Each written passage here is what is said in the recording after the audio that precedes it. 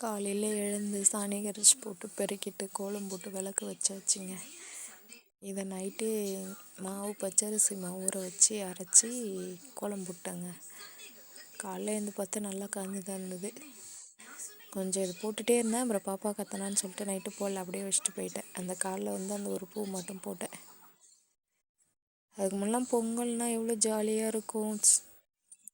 இப்போலாம் இந்தமாரி தெரிய மாட்டேங்குதுங்க. ஜாலி அந்த இதெல்லாம் இந்தமாரி தெரியல. இது கொஞ்சம் விடிஞ்ச புறம் எடுத்தது. கோலம் நல்லா இருக்கான்னு சொல்லுங்கள். ஏதோ எனக்கு தெரிஞ்சதை போட்டிருக்கேன். என் ஹஸ்பண்ட் சொன்னார், நல்லா தான் இருக்குது, பரவாயில்ல அப்படின்னு சொன்னார். நீ கோல போட்டி கொடும் போகலான்னாரு. இந்த கோலத்தில் நம்ம எடுத்துகிட்டு போய் கோல போட்டியில் போனால் ப்ரைஸில் எதுவும் கிடைக்காதுங்க. சரி, காலையிலேருந்து வேலை கொஞ்சம் அதிகமாக இருந்துச்சுன்னு சொல்லிட்டு சேமியா வாங்கிட்டு வந்து கிண்டிட்டு அப்புறம் பாப்பாவுக்கு 2 முட்டை போட்டு வேக வச்சேன். பாப்பா தூங்கிட்டுருக்கா, எழுந்துட்டா. எந்த வேலையும் செய்ய விட மாட்டாங்க. என்கிட்ட இருந்துட்டு யாருக்கிட்டையும் போக மாட்டா.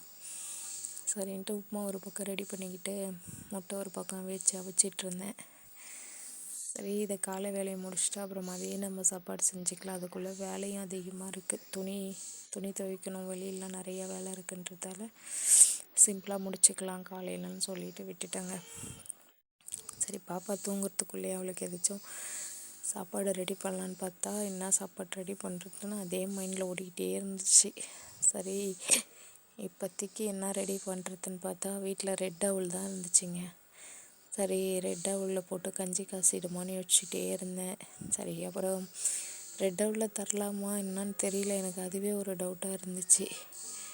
சரின்னு சொல்லிட்டு சரி கேட்டு பார்க்கணுன்னு சொல்லிட்டு ஃப்ரெண்டை ஃபோன் அடித்து கேட்டேன். அவள் கொடுக்கலாம், ரெட் அவுல் கொடுக்கலான்னு சொன்னாங்க. சரி, ஓகேன்னு சொல்லிட்டு ரெட் அவுல் எடுத்து கொஞ்சம் பாப்பாவுக்கு நல்லா கஞ்சியாக காசி வச்சுட்டு அதுக்குள்ளே முட்டையும் உரித்து வச்சுட்டேங்க. பாப்பா எழுந்தால் கொடுக்கலான்னு சொல்லிட்டு. அப்புறம் எழுந்தால் பாப்பாவுக்கு சாப்பாடு ஊட்ட வேண்டியதான். தேங்க்ஸுங்க.